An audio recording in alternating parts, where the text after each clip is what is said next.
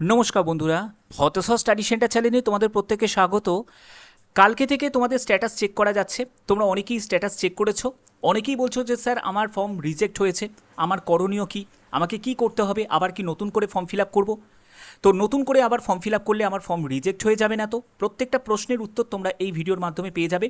যাদের under process দেখাচ্ছে তাদের ক্ষেত্রে কি করতে হবে, যাদের অ্যাপ্রুভ দেখাচ্ছে তাদের ক্ষেত্রে পরবর্তী স্টেপটা কি থাকবে, যাদের পেমেন্ট ফেলিওর দেখাচ্ছে তাদের ক্ষেত্রে কি করতে হবে, সম্পূর্ণ তথ্য এই ভিডিওর মাধ্যমে তোমরা পেয়ে যাবে। বর্তমানে আমি যে অফিসিয়াল ওয়েবসাইটে ভিজিট করেছি সেটা হলো socialregistry.wb.gov.in। এখান থেকে তোমরা স্ট্যাটাসটা তোমাদের চেক করতে পারবে।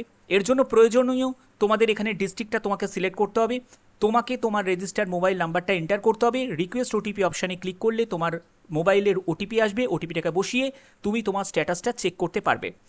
স্ট্যাটাসে ক্ষেত্রে তোমাদের এরকম দেখাবে যে তোমার অ্যাপ্লিকেশান সাবমিটেড এবং তোমার family level data collection form, যেখানে তোমার অ্যাপ্লিকেশান আইডিটাও শো করবে, কোন ডেটে তুমি ফর্ম সাবমিট করেছো, ডেট অ্যান্ড টাইম, এবং হেড অফ ফ্যামিলি তার নামটাও এখানে দেখাবে।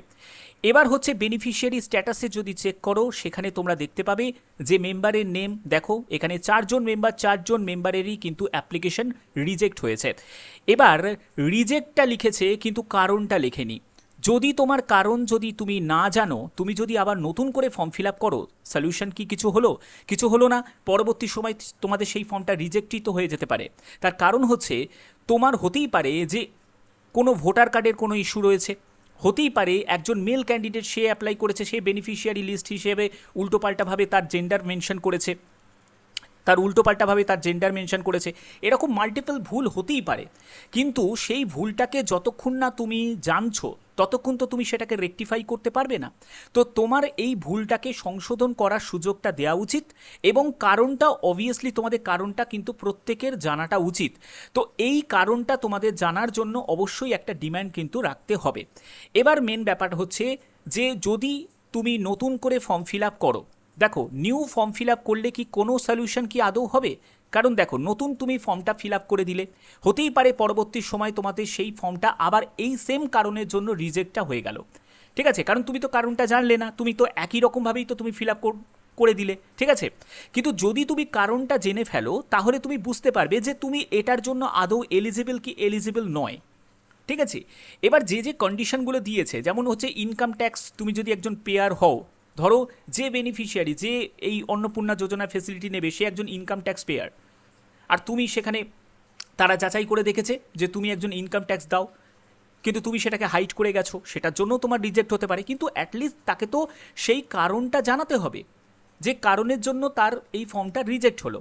এবার শুধুমাত্র এটা নয়, আরও কিছু ব্যাপার রয়েছে। সেটা হলো দেখো, এখানে দেখো দুজন মেম্বারের রিজেক্ট হয়েছে, কিন্তু কোনো কারণ কিন্তু জানানো হয়নি। ঠিক আছে। এবার তোমাদের সলিউশন কি, আমি সলিউশনের দিকে চলে যাব, আমি সব কিছু ডিটেলসে বলবো, ভিডিওটা শেষ পর্যন্ত দেখো। এবার দেখো তোমাদের এখানে আরেকটি তোমাদের দেখাচ্ছি স্ট্যাটাসে, দেখো তোমাদের এখানে দেখাচ্ছে যে পেমেন্ট ফেলিওর দেখাচ্ছে। এখানে দুজন মেম্বারই পেমেন্ট ফেলিওর দেখাচ্ছে। তো এই পেমেন্ট ফেলিওরটা কি সলিউশন করা যাবে? দেখো পেমেন্ট ফেলিওরটা আশা করা যায় এটা একটা সংশোধন করা যাবে। ব্যাংক রিলেটেড সার্ভার ইস্যুর জন্য এটা কিন্তু হতে পারে। ঠিক আছে, যে ওখান থেকে টাকা পাঠিয়ে দিয়েছে ট্রেজারি থেকে, কিন্তু ব্যাংকে যে ঢুকবে সেই ব্যাংকে ঢুকতে পারিনি কিছু ব্যাংক রিলেটেড সার্ভার ইস্যুর কারণে। বা তোমার ডিবিটি লিঙ্ক করা নেই সেটার জন্যও হতে পারে, কারণ ডিবিটি লিঙ্ক যদি না করা থাকে তাহলে তোমাকে ডিবিটি লিঙ্ক করতে হবে। তো ডিবিটি লিঙ্ক করে তারপরে তোমাকে ব্যাংক, তোমার আধার কার্ড, সব কিছু তোমাকে, ব্যাংকের পাসবই, তোমাকে সব কিছু তোমাকে সঙ্গে নিয়ে যেতে হবে। ঠিক আছে, নিয়ে গিয়ে সেটা হয়তো তোমাদের সংশোধন করা সম্ভব রয়েছে, কিন্তু সম্ভব যাদের নয়, যাদের রিজেক্ট করে দিয়েছে, রিজেক্ট তো মানে পুরো বাতিলই করে দিয়েছে। ওকে। এবার তোমার যদি অ্যাপ্রুভ দেখায়, এবার কাদের কাদের তোমাদের অ্যাপ্রুভ দেখাচ্ছে অবশ্যই তোমরা প্রত্যেকে কমেন্ট করবে কাদের কাদের তোমাদের অ্যাপ্রুভ দেখাচ্ছে। যদি তোমার অ্যাপ্রুভ দেখায় তোমাদের আর কিছুই করতে হবে না, কারণ তোমাদের ফর্ম অ্যাপ্রুভড হয়ে গেছে। অর্থাৎ তোমরা পরবর্তী সময়ে যে কোনো এই জুলাই মাসে হোক বা সামনে মাসে হোক তোমরা ঠিকই টাকা পেয়ে যাবে। কিন্তু যাদের ফর্ম আন্ডার প্রসেসড, অনেকের আছে যাদের আন্ডার প্রসেসড দেখাচ্ছে, আন্ডার প্রসেসড দেখাচ্ছে। এবার আন্ডার প্রসেস দেখানো মানে পরবর্তী স্ট্যাটাসের জন্য তোমাদের ওয়েট করতে হবে যে তোমাদের অ্যাপ্রুভড হলো কি হলো না। অ্যাপ্রুভড হলো কি হলো না মানে আন্ডার প্রসেস মানে তোমার এখন ভেরিফিকেশন চলছে, ভেরিফিকেশন প্রসেস এখনও চলছে। ভেরিফিকেশনটা কমপ্লিট হওয়ার পরে ফাইনাল একটা রেজাল্ট তোমরা জানতে পারবে যে তোমাদের অ্যাপ্রুভড হলো না আবার রিজেক্ট হয়ে গেল। ঠিক আছে, তো তোমাদের কি স্ট্যাটাস দেখাচ্ছে অবশ্যই তোমরা প্রত্যেকে কমেন্টে জানাবে। এবার মেন ব্যাপার হচ্ছে যে তোমাদের যাদের রিজেক্ট হয়ে গেছে তাহলে তাদের করণীয়টা কি, তাদের কি করতে হবে। দেখো, তাদের যে কাজটি করতে হবে সেটা হলো একটি হেল্পলাইন নাম্বার রয়েছে, যে হেল্পলাইন নাম্বারে তোমরা টোল ফ্রি সোমবার থেকে শনিবার সকাল 10টা থেকে 5টা বিকেল 5টা পর্যন্ত তোমরা কন্ট্যাক্ট করতে পারো। এটা একদম সরকারি হেল্পলাইন নাম্বার। দেখো, সরকারি হেল্পলাইন নাম্বার তো অনেকেই কিন্তু ট্রাই করছে, অনেকে আবার পাচ্ছেও না। ঠিক আছে, কিন্তু কিছু ক্যান্ডিডেটকে শুনলাম তারা কিন্তু যোগাযোগ করতে পেরেছে। তো দেখো, সরকারি হেল্পলাইন এখানে তো আমার কিছু করার নেই, কারণ যেটা সরকারি হেল্পলাইন আমি সেটাই তোমাদের আপডেটটা দিলাম। অথবা তোমরা পঞ্চায়েত বা মিউনিসিপ্যালিটিতে তোমরা যোগাযোগ করতে পারো। যদি তবুও সমস্যার সমাধান না হয়, তোমরা যদি কারণটা না জানতে পারো যে কি কারণের জন্য তোমাদের এই ফর্ম রিজেক্ট হয়েছে, তাহলে তোমরা বিডিও অফিসে যোগাযোগ করতে পারো।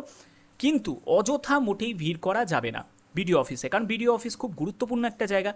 এবার দেখো, যদি রিজেক্ট যারা হয়েছে তাদেরকে যদি আবার নতুন করে কিছু সংশোধন করার জন্য যদি তাদের কোনো টাইম লাইন বেঁধে দেয় বিডিও অফিস থেকে, তাহলে তো তোমরা যেতেই পারো। বাট সেটার জন্য অফিসিয়ালি কিছু আপডেট আসতে হবে, যখন আসবে নিশ্চয়ই তোমাদের জানিয়ে দেবো। কিন্তু তোমরা প্রাথমিকভাবে তোমাদের পঞ্চায়েত বা মিউনিসিপ্যালিটি তোমরা যোগাযোগ করো যে কি কারণের জন্য তোমার ফর্ম রিজেক্ট হয়েছে, সেই কারণটা জানার জন্য। কারণ সেই কারণটা জানাটা অবশ্যই প্রত্যেকের কিন্তু দরকার। কি কি তোমাদের সঙ্গে লাগতে পারে, প্রথমত হচ্ছে যে অ্যাকনলেজমেন্ট যে রিসিপ্টটা যেটা রয়েছে, যে তোমার এখন যে বর্তমান স্ট্যাটাস দেখাচ্ছে, যেখানে তোমার দেখবে অ্যাপ্লিকেশন আইডিটাও শো করছে, এর যে প্রিন্ট কপিটা এটা অবশ্যই তোমাদের একটা লাগবে। ভোটার কার্ড সঙ্গে লাগবে, আধার কার্ড সঙ্গে লাগবে। ঠিক আছে, ব্যাংক পাসবই সঙ্গে তুমি নিয়ে যেতে পারো, পাসবুকটাও তুমি নিয়ে যেতে পারো, যেহেতু তুমি কারণটা জানতে পারছো না। ঠিক আছে, এগুলো সবই তোমরা ডকুমেন্ট তোমরা সঙ্গে নিয়ে যাবে, ক্যারি করে নিয়ে যাবে, এবং পুরো অ্যাপ্লিকেশন ফর্মটাও কিন্তু তোমরা সঙ্গে নিয়ে যেতে পারো। ঠিক আছে, যে যদি তোমার কাছে প্রিন্ট আউট করা থাকে, এবং অবশ্যই তোমাদের সেই মোবাইল নাম্বারটা নিয়ে যেতে হবে যে মোবাইল নাম্বারটা তুমি রেজিস্টার্ড মোবাইল নাম্বার হিসাবে দিয়েছিলে, সেই মোবাইল নাম্বারটা অবশ্যই সেটা কিন্তু তোমাদের প্রয়োজন আছে। তো এই হচ্ছে তোমাদের একটা সলিউশন হতে পারে। বাট পরবর্তী সময়ে যদি আর কোনো নতুন কোনো আপডেট আসে, অবশ্যই তোমাদের কাছে সেই আপডেটটা আমি পৌঁছে দেবো। যদি ভিডিওটা ভালো লাগে অতি অবশ্যই ভিডিওটাতে একটি লাইক করো তো, এবং চ্যানেলটিকে সাবস্ক্রাইব করে বেল আইকনটাকে অল করে রাখবে, যাতে তোমাদের কাছে নতুন নতুন আপডেটগুলো পৌঁছে দিতে পারি। এখনের মতো এটুকুই, টাটা।